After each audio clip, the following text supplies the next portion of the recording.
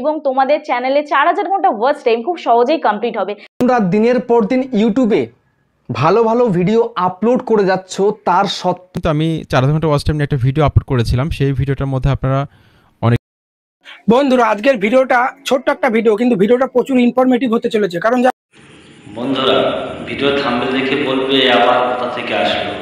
যেখানে বড় বড় কন্টেন্ট ক্রিয়েটাররা বলছে শর্ট চ্যানেলে লাইভ করে ওয়াচ টাইম কমপ্লিট করতে 4000 ঘন্টা, সেখানে বলছে টোটালি সম্পূর্ণ মিথ্যা।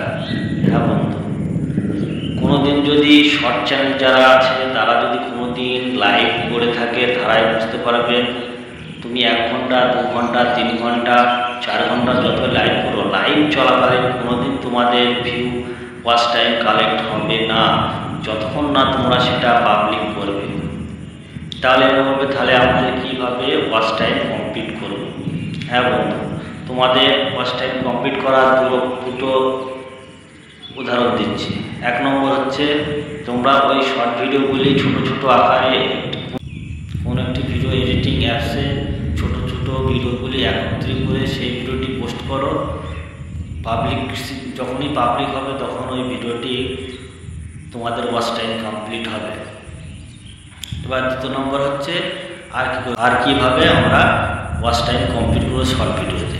তোমরা 15 সেকেন্ড 4 সেকেন্ড যে ভিডিও হোক না কেন, সেই ভিডিওটি 16:9 তোমরা ভিডিওটি আপলোড করবে।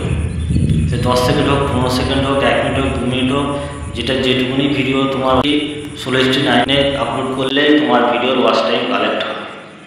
এইভাবে তুমি যদি ভিডিও আপলোড করো তাহলে তোমার ভিডিওতে ওয়াচ টাইম কমপ্লিট হবে। তাছাড়া ওই লাইভ করে তোমাদের ওয়াচ টাইম কমপ্লিট হবে না। ওয়াচ টাইম তখনই কমপ্লিট হবে ভিডিও যখন পাবলিক হবে তখন। লাইভ চলাকালীন কোনোদিনই তোমার ভিডিওর ওয়াচ টাইম যোগ হবে। ভিডিও ভালো লাগে তাহলে লাইক ও সাবস্ক্রাইব করে পাশে থাকবেন ও বেল আইকন টিপতে ভুলবেন না।